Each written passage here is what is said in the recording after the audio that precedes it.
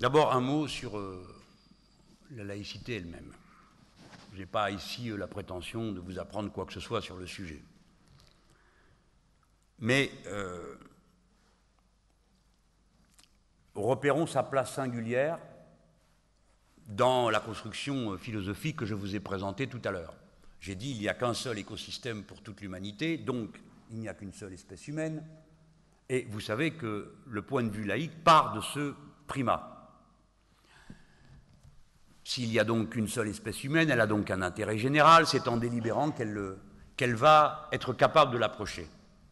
C'est vital, nous en convenons tous. Donc il faut que cette délibération soit prise sous l'empire de la laïcité, c'est-à-dire débarrassée de toute vérité dogmatique, non qu'on en interdise la pratique à chacun, ou le droit pour chacun d'en être inspiré dans ses propres conclusions, mais on s'interdit de les opposer à ce que la délibération générale pourrait faire valoir. La laïcité, donc, une valeur moderne, inscrite dans le paradigme de l'écologie politique tel que je le formule et qui revient à parler d'une écologie républicaine. Je voulais faire ce détour pour vous dire que je n'ai jamais cru que c'était simplement un adjuvant de la République.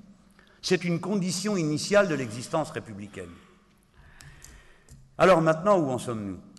Si les communautarismes viennent à s'exprimer, c'est partout parce que l'État est carent, n'ose pas s'assumer, et a de propos délibérés renvoyé à l'action communautaire ce qui était hier l'impératif du service public. Partout où les communautarismes se sont développés, c'est en se substituant à une action collective qui avait disparu. Et bien sûr, chacun y trouve son compte. Le communautarisme n'est pas le produit naturel de l'humidité, de l'air. Il y a des stratégies communautaires, il y a des finances communautaires, il y a des objectifs communautaires. Le communautarisme est une stratégie politique. Et donc, de même qu'il y a des partisans du communautarisme, il doit y avoir des partisans intransigeants de la République qui ne se cachent pas, qui n'ont pas peur des mots, et qui, quand ils sont laïcs, n'éprouvent pas le besoin d'y ajouter des adjectifs pour se disculper. La laïcité est un principe de séparation des églises et de l'État, point. La garantie de la liberté de conscience, point. Comment combattre? D'abord socialement. Plus grande est l'injustice sociale, plus faible est le recours possible au service de la collectivité, plus grande est la force du communautarisme. Ensuite, rien n'est pire que la lâcheté. Ceux qui, pour se faire bien voir, suivre l'air du temps, acceptent, sous couleur de tolérance, l'intolérable, cela nous pose le principal problème. Ce sont, à mains égards, des tireurs dans le dos. On connaît la musique. Il faut donc combattre sur tous les fronts. Et le premier des fronts sur lesquels nous serons efficaces, c'est d'abord celui des droits des femmes. Le féminisme est le viatique républicain parmi les plus importants de la bataille que nous menons, parce que c'est le mandroit de la société et de la pensée où on rappelle que tous les êtres humains sont égaux et semblables. Et donc, s'ils sont semblables, ils sont égaux par leurs besoins et il faut y répondre de la même manière. Et ils sont égaux en droit. Deuxièmement, ce sera en pratiquant une claire séparation des églises et de l'État. Ah bah donc, tout ce qui de près ou de loin laisse entendre que la religion pourrait être un service public et que donc on autorise des collectes d'argent à déduire de ses impôts, disposition qu'il faut abroger.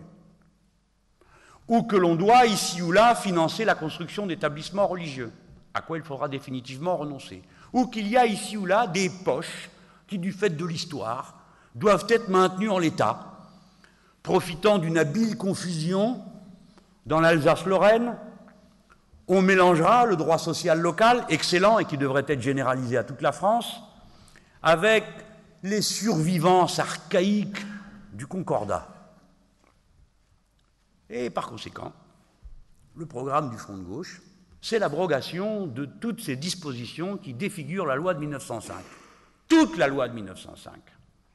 ce qui signifie rien de plus, et notamment rien de ce qui a été introduit par le régime vichiste, qui devra être retiré de cette loi.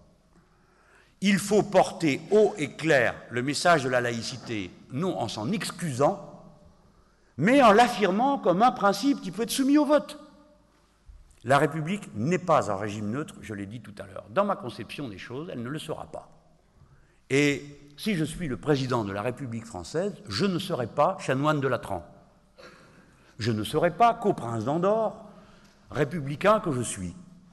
Et les dispositions que je viens de décrire seront abrogées. Voilà ce que je peux dire en résumé. Oh, on trouvera moins intraitable que moi, dans le front de gauche. Mais comme c'est moi le candidat, c'est moi qui parle. En toutes circonstances, l'objectif pour les progressistes est de convaincre. Et de toujours soumettre nos délibérations à l'approbation du peuple. Il n'y a pas de souverain au-dessus de sa délibération. Nous pouvons avoir des convictions contraires au résultat de la délibération. Un vote vaut décision, pas conviction. D'abord, gardons ce fil, convaincre plutôt que contraindre. Mais ensuite, les principes, en toutes circonstances, doivent être appliqués. Je ne dis pas les valeurs, je dis les principes. Par exemple, nous ne pouvons pas accepter qu'au motif de convictions privées, les gens se livrent à des violences contre tel ou tel. Par exemple, dans la loi, il n'est pas permis de battre vos vieux parents. Il y a des dispositions qui répriment la violence domestique. Pourtant, on pourrait dire, c'est chez moi, je fais ce que je veux. Ben non, tu ne fais pas ce que tu veux. La loi entre dans ton domaine privé. Je pense que personne ne proteste contre ces dispositions. Bien. Alors, c'est sous l'œil, sous le regard, avec ce regard qu'on doit regarder chaque chose. Peut-on accepter que, par exemple, des femmes portent ce qu'on appelle des burqas? Pour ma part, je pense que non. Et je pense que ces comportements doivent être réprimés. Pourquoi? Pas pour des raisons de laïcité, mais tout simplement parce que c'est un traitement inhumain. Et nous ne pouvons pas accepter que même au motif de conviction privée, des gens viennent premièrement à se mutiler, deuxièmement à se soustraire au regard des autres. Car le droit de se dévisager fait partie des droits de chacun d'entre nous. C'est un mauvais traitement. Je suis donc partisan du fait que la loi le réprime. J'observe que souvent, certaines provocations, du seul fait de l'énoncé de la loi, reculent. Encore une fois, je ne crois pas que ces choses-là se produisent spontanément. Je crois qu'elles sont le résultat de stratégies politiques. Et bon, quand la stratégie politique se déploie, à nous de déployer la force de la loi, qui est une force bienveillante. Personne n'est empêché de vivre sa foi. Mais, de même qu'il est interdit de se promener tout nu, de même qu'il est interdit de promener ses enfants tout nus, il est interdit de se promener masqué et enfermé dans une camisole de force. Si c'est à cela que vous pensez. De la même manière, dans les établissements publics, que sont nos écoles, il n'est pas permis d'afficher des convictions qui forcent le respect que l'on doit à la jeune personne de se forger sa propre conviction d'après lui-même. L'école est émancipatrice. Elle ne peut pas être embrigadante. Ce que je vous dis là me coûte, parce que moi-même, comme militant, j'y ai manqué bien des fois. Et j'ai incité certains de mes camarades à porter des insignes et des badges. Réflexion faite, je me demande si c'était la meilleure idée. Est-ce qu'en agissant de cette manière, nous n'avons pas été un peu désinvoltes? Est-ce que nous n'avons pas nous-mêmes ouvert la voie à une contradiction dont l'adversaire ensuite s'est saisi? Je pense que nous avons commis une erreur. Voilà. Par conséquent, la loi, du moment qu'elle est délibérée dans un régime démocratique, s'impose à chacun d'entre nous. Je désapprouve totalement la plupart des textes qui sont adoptés par l'Assemblée nationale actuellement. Et pourtant, comme tous les bons citoyens, je m'y soumets. Parce que c'est la loi. Ma conviction n'a pas changé. Je maintiens ce que j'ai à dire, et heureusement, je vis dans un régime de liberté.